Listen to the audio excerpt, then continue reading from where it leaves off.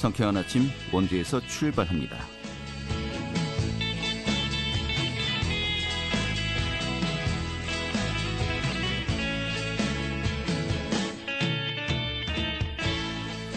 안녕하십니까. 3월 11일 금요일 아침 인사드리겠습니다. 상쾌한 아침 원주에서 출발합니다. 진행이 한태호입니다. 자, 오늘도 완연한 봄 날씨가 될 것 같습니다. 오늘 지역 아침 기온이 영상 3도였고요. 한낮에는 18도까지 오르면서 어제보다 더 높고 정말 말 그대로 4월 중순처럼 포근하겠다고 합니다. 이 주말인 내일 밤에 수도권과 영서 지역을 시작으로 또 휴일엔 이 전국에 단비가 내릴 것이라고 하죠. 요즘 건조주의보 계속해서 내려져 있었는데 정말 말 그대로 좀 온대지를 촉촉하게 적시었으면 좋겠습니다. 오늘 준비한 소식 살펴보도록 하죠. 제20대 대통령 선거 윤석열 국민의힘 후보가 이제 당선인으로 확정이 되었습니다만은 이 강원도 전역의 이 득표율 또 지역별로 어땠는지 오늘 또 점검하는 시간 가져보도록 하겠습니다. 원주문화재단이 6090 청춘 합창단 단원을 모집 중이라고 하네요. 그 소식 준비했고요. 또 강원도 교육청의 유전자 변형 없는 식재료 사용 이 가공품 사업 알아보도록 하겠습니다. 3월 11일 금요일 상쾌한 아침 원주에서 출발하겠습니다.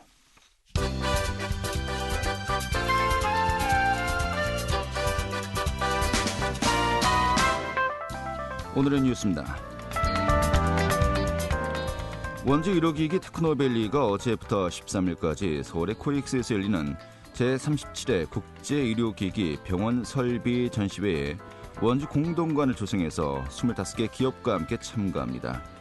이 행사는 융복합 의료산업을 한눈에 만나볼 수 있는 국내 최대의 의료산업 전시회로 총 71개 부스 규모의 원주 공동관이 조성되었습니다.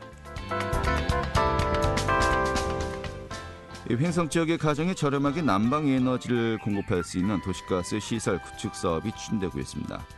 횡성군은 올해 횡성읍 북천리와 읍상리 등 6개 마을을 대상으로 수요 조사를 벌여 도시가스 공급 사업 대상지를 선정할 계획입니다.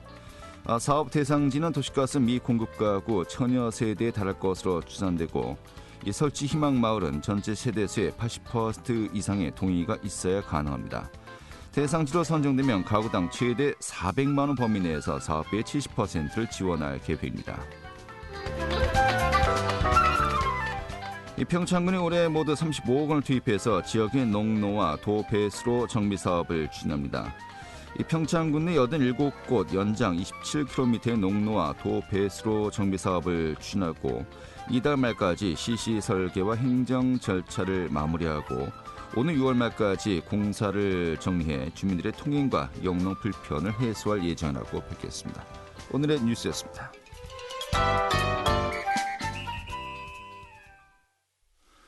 네, 도내 정치 이슈 살펴보도록 하겠습니다. 지난 9일에 치러졌던 제20대 대통령 선거 정말 말 그대로 초박빙이었습니다만은 또 강원 지역은 그렇지가 않습니다. 상당한 득표율 차이를 보였고요. 좀 전체 또 지역별로 표심 좀 분석을 해보도록 하겠습니다. 강원일보 정치부의 이하늘 기자 연결하도록 하겠습니다. 여보세요? 네, 안녕하세요. 네, 반갑습니다.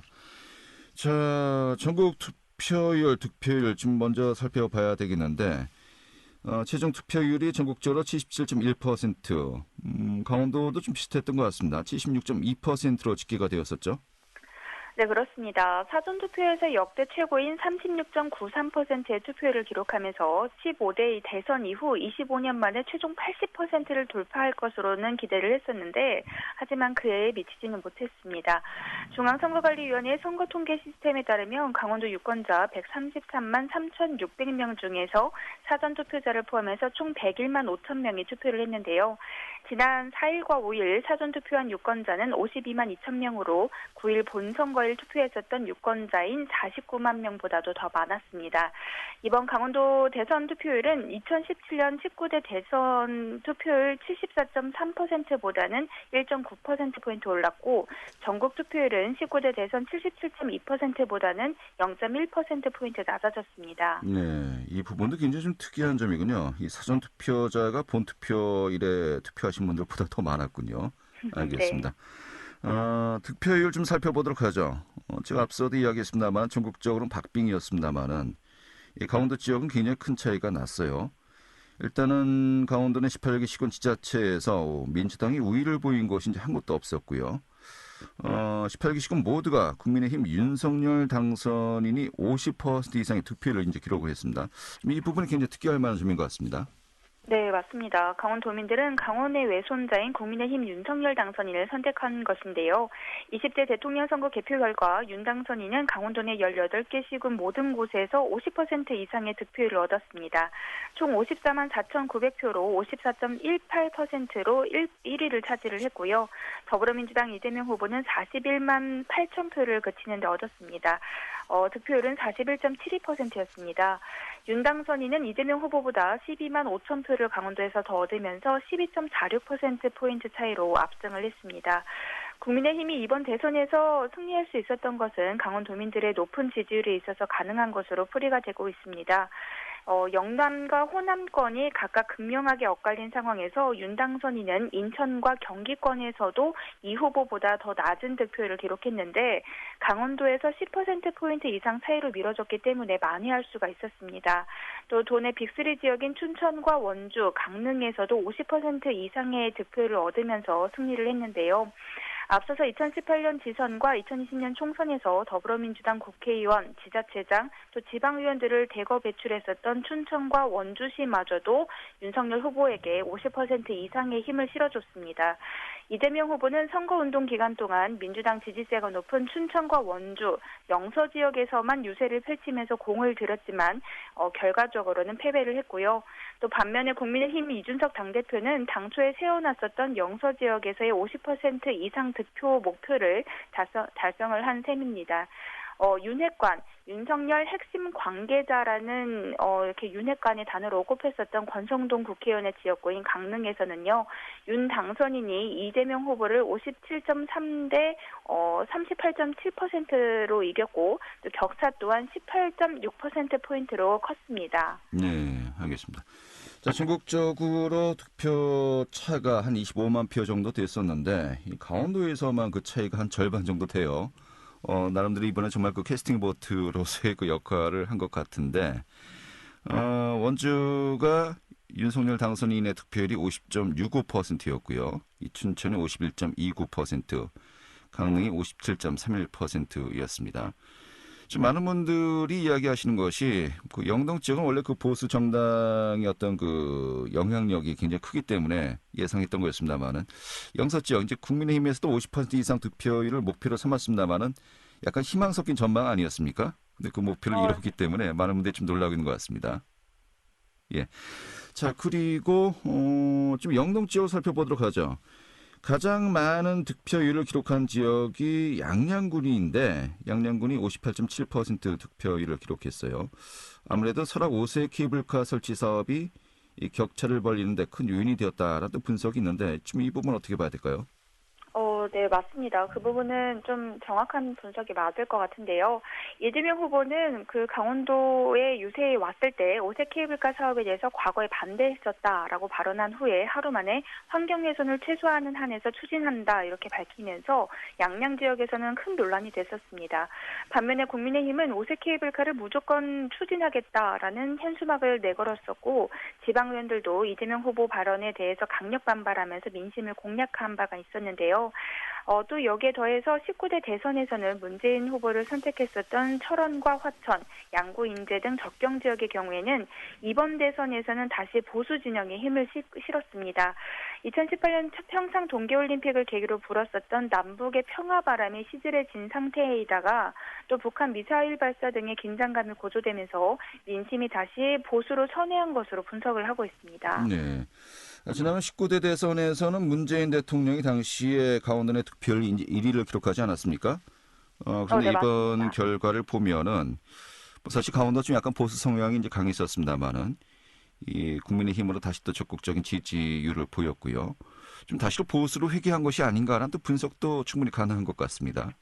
네, 그렇습니다. 전통적으로 보수 성향이 강해왔었던 이 강원도의 경우에는요, 제19대 대선에서 민주당 문재인 후보를 선택을 했었는데, 이번 대선에서는 윤석열 당선인을 지지하면서 강원도의 민심이 다시 보수로 회귀한 것으로 분석이 되고 있습니다. 강원도민들은 5년 전 박근혜 대통령이 탄핵된 이후에 치러졌었던 2017년 제19대 대선에서 민주당 문재인 후보에게 34.16%의 득표를 보내면서 문 후보를 당선을 시켰습니다. 당시 보수 진영의 자유한국당 홍준표 후보와 국민의당 안철수 후보에게는 각각 29.9%, 21.7%의 득표를 안겼는데요. 강원도민들은 그 전에는 역대 선거에서는 줄곧 보수 정당의 힘을 실어왔습니다. 1987년 직선제 이후에 치러졌었던 8번의 대선에서 도민들이 과반의 득표율을 보내서 당선시킨 것은 13대 노태우 대통령 59.3%, 17대 이명박 대통령 51.9%, 그리고 18대 박근혜 대통령 61.9%에 이어서 이번이 네 번째인데요. 또 19대를 제외한 이 모든 대선에서 모두 보수정당 후보자를 선택을 했습니다.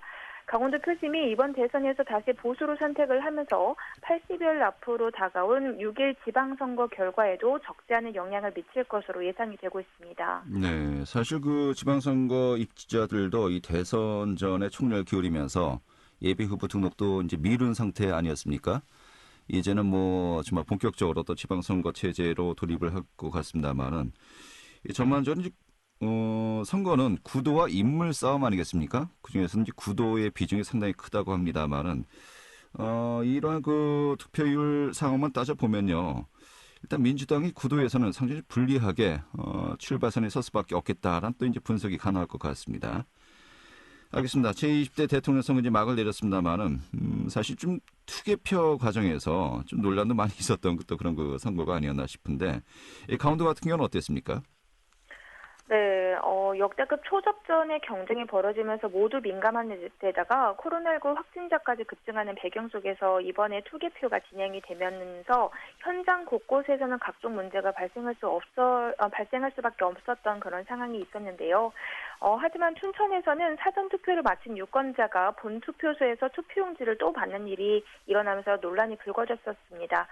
70대 A씨는 본투표 날인 9일 오전에 춘천 중앙 쪽에 마련된 소양동 제3투표소에서 신분증을 제시하고 투표용지를 또 받았는데요. 본 투표소 관리가 제대로 되는지 확인하기 위해서 방문했다는 그는 투표용지를 받는 즉시 기표는 하지 않고 항의를 하면서 부정선거가 이뤄지고 있다고 주장하며 경찰에 신고를 했습니다. 이와 관련해서 지금 현재 춘천시 선관위는 공직선거법 위반으로 경찰에 그 A씨를 고발한 상태인데요. 이와 더해서 지난 5일 사전투표 때는 확진 격리자가 기표한 투표용지를 내가 직접 투표함에 넣는 게 아니라 투표사원이 수거해서 소쿠리나 비닐봉지에 담아서 투표함으로 운반해서 관리 부실을 논란이 있었습니다. 유권자들은 물론 법조계에서도 직접 투표와 비밀 투표 원칙에 어긋난다는 지적이 제기가 되면서 큰 혼란이 일어났습니다. 이와 관련해서 노정희 중앙선거관리위원장은 공식 사과를 하면서 미흡했다 이렇게 고개를 숙인 바가 있는데요. 또 사전투표소를 찾았다가 신분증 확인을 마치고 중도 귀가했었던 확진자와 격리자의 유권자들은 투표용지 발급으로 기록이 되면서 본선거일에서는 투표를 하지 못하는 일이 벌어졌습니다. 네, 알겠습니다. 지금 21세기 대한민국 투표 과정에 사실 뭐 제도적인 또 예산의 뭐 한계도 있었다라고 이야기를 합니다만은 이 비닐봉지, 이 소쿠리까지 나온 것은 좀 너무했던 것이 아닌가라는 또 생각이 듭니다. 다음에도 여러 가지 뭐 많은 또 선거 일정이 남아 있습니다만 다시는 또 이러한 그 실수 반복되지 말아야 되겠죠. 알겠습니다. 오늘 전반적인 강원도 내 득표 상황 또 현황 좀 점검했습니다. 오늘 이렇게 정리가 잘 들었습니다. 네, 예, 강원일보 정치부의 이하늘 기자였습니다.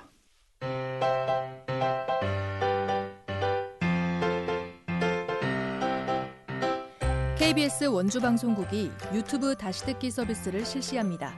매일 아침 강원 영서남부권의 뉴스와 정보를 전해드리는 상쾌한 아침 원주에서 출발합니다는 KBS 원주라디오 유튜브 채널을 통해 다시 들을 수 있습니다.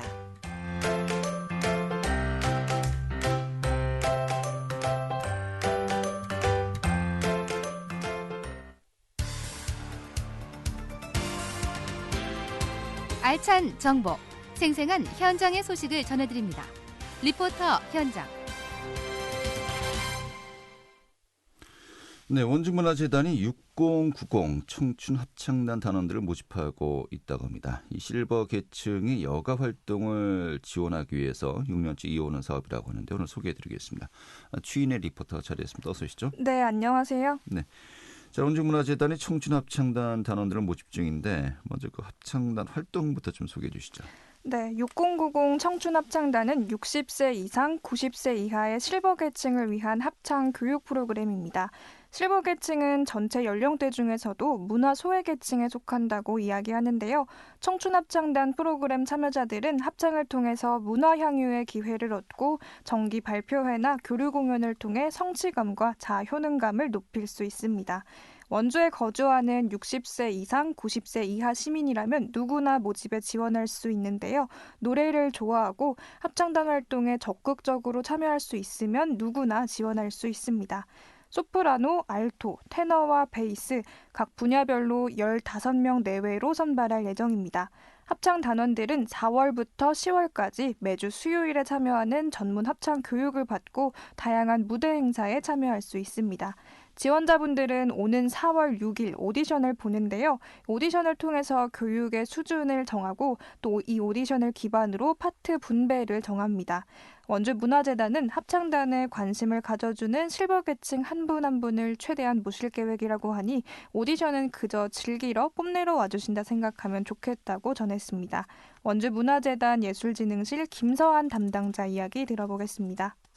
문화예술 교육이 생애 주기별로 이제 교육으로부터 얻는 결과나 효과가 다 다르기 때문에 이제 계층별로 이제 교육을 나눠서 좀 진행을 해야 하는 필요성이 있어요. 특히 이제 실버 계층에게서는 이런 예술 프로그램을 통해서 자아 존중감을 얻는 효과가 굉장히 조금 크게 나타날 수 있는데 또 반면에 이런 계층을 위한 교육 수가 지금 굉장히 조금 적은 편이에요. 그래서 이런 문화 소외 계층에 속해 있는 이런 실버 계층을 위한 대상으로 프로그램이 조금 진행될 수 있도록 프로그램을 이제 기획을 했고요. 여러 축제에 참여해서 원주문화재단은 이제 많은 실버 계층 분들이 이런 문화 기회를 좀 제공받을 수 있도록 교육과 공연 진행에 필요한 전반적인 모든 것을 이제 지원을 하기 때문에 무료로 경험을 하실 수가 있어서 많이 지원해 주시면 좋겠습니다. 네, 합창단원 이 전문 교육도 받고 또 각종 대회에 참여도 하고 활발한 활동을 펼친다는 것인데 그동안 합창단 활동들은 어떤 것들이 있었습니까? 네, 지난해 같은 경우에는 코로나 확산으로 비대면으로 활동을 이어갔습니다. 유튜브 채널을 통해 랜선 발표회를 갖기도 했는데요. 단원들이 직접 작사한 주제곡을 만들기도 했습니다. 단원들의 노래 영상을 개별로 촬영하고 하나의 공연 작품으로 이어 완성했습니다. 또 이전에는 익산 안동의 청춘합창단과 합동 연주회를 가지기도 했습니다. 30여 회의 합창 기본 심화 교육을 진행한 후에 어느 정도 교육의 성과가 보일 시기부터는 관내외 축제에 참여하고 도내 실버 합창단과 교류 공연을 진행하는데요. 교육 마무리에는 기획 공연을 진행해 성과 발표회의 시간을 가집니다. 또 원주시 6090 청춘합창단은 교육이 처음으로 진행됐던 2017년과 18년 연달아 서울에서 진행된 문화예술교육축제에서 입상한 적이 있습니다. 올해에는 원주 대표 축제인 댄싱 카니발을 비롯한 여러 축제에 참여할 예정인데요. 이 교육과 공연에 필요한 비용은 전액 무료입니다. 지원을 원하는 분들은 원주문화재단 홈페이지 공지사항란에서 신청 서식을 내려받아 우편과 이메일로 신청할 수 있습니다.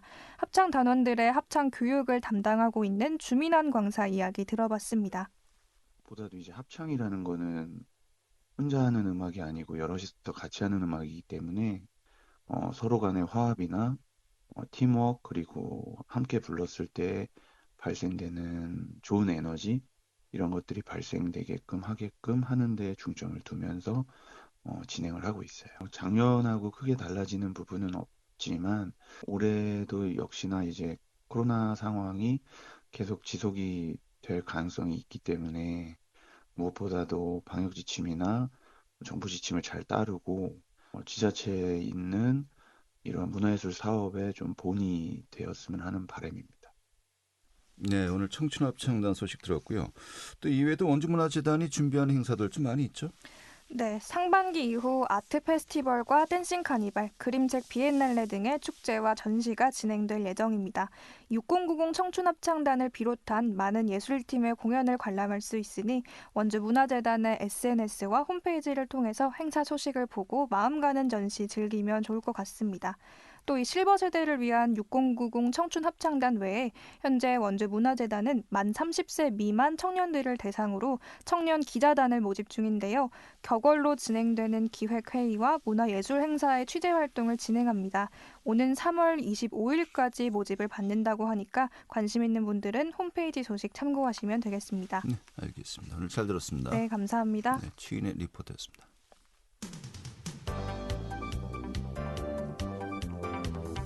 생생한 현장, 유익한 생활 정보를 전해드리겠습니다. KBS 원주라디오 상쾌한 아침 원주에서 출발합니다를 함께하고 있습니다. 네, 지금 시각이 8시 51분이고요. KBS 원주방송국의 상쾌한 아침 원주에서 출발합니다. 함께하고 계십니다. 강원도 교육청이 학교 급식 식재료의 안전성을 위해서요. 유전자 변형이 없는 식재료 가공품 사업을 기존의 4개 시군에서 18개 시군 모두로 확대한다고 합니다. 오늘 알아보도록 하죠. 강원도 교육청 문화체육과의 구경주 장학사 연결하겠습니다. 여보세요? 예, 안녕하십니까? 네, 반갑습니다. 자, 올해부터 도내 모든 학교 급식에 비유전자 변형 식재료를 지원한다라고 이제 사업 계획을 발표했는데요. 이게 어떤 사업인지 먼저 소개부터 해주시죠. 네, 강원도 교육청은 건강, 환경, 배려라는 가치를 급식에 담아 행복한 교육급식 추진을 위해 무상급식이라는 외연 확장과 더불어 급식의 질을 높이기 위한 노력을 하고 있습니다. 급식의 질은 여러 가지 요소의 영향을 받지만 식재료의 질과 밀접한 관련이 있는데요. 친환경 도내산 우수 식재료비 지원은 하고 있지만 한 걸음 더 나아가 좀 더 안전한 급식을 고민하게 되었습니다. 그래서 교육감님 공약으로 2018년에는 영월군을 시작으로 유전자 변형 없는 식재료 가공품 지원 사업을 시작했고요. 네. 2022년에는 도내 18개 시군으로 확대 적용하게 되었습니다. 네. 영어를 비롯해서 일단 4곳에서 이 사업을 네. 실시했다고 들었습니다만 어디가 포함됐었죠? 시범 사업으로? 2018년도는 영월, 2019년도도 영월, 2020년에는 영월 동해 태백이었고요. 네. 2021년도에는 영월 동해 삼척 태백 이렇게 4개의 시군이 참여했습니다. 그렇군요. 이게 우선 공모 시군을 통해서 이 사업이 시범적으로 시행된 것으로 알고 있는데 사업 실시 성과는 어땠습니까? 논지해모 식재료는 좀 가격이 비싸고요. 그리고 생산업체에 대한 정보가 좀 부족한 편이라서 학교에서는 과감히 사용하기가 좀 어려웠습니다. 그래서 2018년도에서 저희가 장류나 식용유부터 먼저 지원하기 시작을 했는데요. 이렇게 사업을 시작하다 보니까 지역에 있는 교육지원청의 급식 관계자라든지 학교에 근무하고 있는 급식 관계자들이 업체를 발굴하고 그리고 생산 품목을 발굴하기 시작을 했어요. 그러면서 처음에 시작됐던 장류와 식용유에서 밀, 옥수수, 감자, 유제품 그렇게 품목들이 확대해가기 시작했거든요. 네. 이런 걸 놓고 봤을 땐 학부모와 학생에게는 안전한 학교 급식에 대한 신뢰도를 지역 생산업체에게는 학교 급식에 대한 철학을 함께 공유하는 기회가 되었다 생각을 하고 그 결과 올해 전체 시군으로 확대될 수 있었다는 것이 가장 큰 성과라고 생각합니다. 네, 전체 시군으로 확대되기 위해서는요. 또 예산 규모도 상당할 것 같은데 좀 어떻게 좀 준비가 되었습니까? 저희가 시범적으로 공모 사업으로 시작할 때는 한 학생에게 170원 또는 100원 정도 지원을 했었는데요. 올해부터는 전체 시군으로 확대해가면서 한 학생 한 명에게 일식 50원씩 지원을 하고 있습니다. 네. 그래서 16만 3,391명의 학생에게 15억 800만 원 정도의 예산이 지원됩니다. 네, 이게 교육청 또 강원도 또 지자체별로 이게 좀 이제 분담 비율이 있더군요. 네, 강원도 교육청, 도청 그리고 지자체가 2.5 대 2.5 대 5의 비율로 지원을 하고 있습니다. 알겠습니다. 아까 뭐 장류, 뭐 식용유 이런 걸 말씀하셨어요. 네. 또 어떤 식품들이 이제 전반적으로 공급되는 겁니까? 올해는 전체로 확대한 것이 시범으로 처음 시작되는 것이라서 네. 압착 콩기름하고 장류만 지원할 계획입니다. 하지만 강원도교육청이 예전부터 지속적으로 추진해오던 도내산 친환경 우수 식재료비 지원 사업을 통해서 두부나 콩나물 그 외에 아까 말씀드렸던 밀이나 옥수수, 감자로 만든 그러한 식품도 계속 지원을 하고 있는 상황입니다. 네, 앞으로 그 지원되는 그 식재료의 종류도 계속해서 이제 확대가 되겠군요. 네. 이게 뭐 학생들의 건강을 우리가 이제 챙기는 그런 효과도 크겠습니다만은 또 한편으로 보면요, 지역의 생산업체 판로 개척에도 도움이 될 것 같기도 하고요. 이 지역 생산업체 좀 어떻게 또 납품업체가 선정되고요, 좀 도움이 좀 어느 정도 될지 좀 분석이 되고 있습니까? 솔직히 말씀드리면 이제 강원도 전체로 시범 사업이 시작되면서 저희가 어느 정도 도움이 될 거라고는 예측은 하기 어렵습니다. 네. 하지만 원주라든지 춘천과 같이 센터가 있는 곳에서는 이미 생산업체하고는 계약이 되어 있는 상황이라서 장류의 예를 들면은 마트나 이런 데서 팔던 그러한 시판 장류가 아닌 도내에서 생산되는 업체하고 이미 계약이 끝났기 때문에 이런 면에 있어서는 저희가 크게 도움을 받고 있지 않을까라고 생각을 합니다. 네, 알겠습니다. 향후에 이제 18기 시간으로 확대가 되면서요, 여러 가지 뭐 네. 많은 또 여러 가지 그 사업 계획들 좀 더 또 보강하고 운영을 해야 되지 않겠습니까? 네. 어떤 계획이 있으신지요? 네, 저희는 단순히 한 끼의 식사를 제공하는 걸 넘어서 학교 급식은 아까도 말씀드렸지만 개인의 건강, 지역 업체의 경제, 그리고 기후 위기 등하고도 연결이 되어 있거든요. 그러다 보니까 공공급식으로서의 자리매김을 하기 위한 노력도 해야 될 것이고 또 공동 생산자로서도 우리가 생산업체에 어떠한 도움이 될 건지에 대한 고민도 해야 될 것 같습니다. 네. 그래서 지금은 이제 품목을 단순화해서 지원을 하고 있지만 아까 말씀드렸듯이 조금 더 확대해 갈 수 있는 방법을 찾아보고 논지해모 식재료뿐만 아니라 저희가 기후위기에 대응할 수 있는 채식식단이라든지 이런 거 공급도 위해서도 좀 노력을 해야 되지 않을까라고 생각합니다. 네, 알겠습니다. 오늘 이렇게 정리하죠. 잘 들었습니다. 예, 고맙습니다. 네, 강원도교육청 문화체육과의 구경주 정학사였습니다. 자, 3월 11일 금요일에 함께했던 KBS 원주방송국의 상쾌한 아침 원주에서 출발합니다. 오늘 소식은 여기서 정리하도록 하겠습니다. 지금까지 구성의 문수연, 기술의 한대희였고요. 저는 한태후였습니다. 자, 행복한 주말과 휴일 보내시고요. 다음 주 월요일 아침에 다시 뵙도록 하죠. 고맙습니다.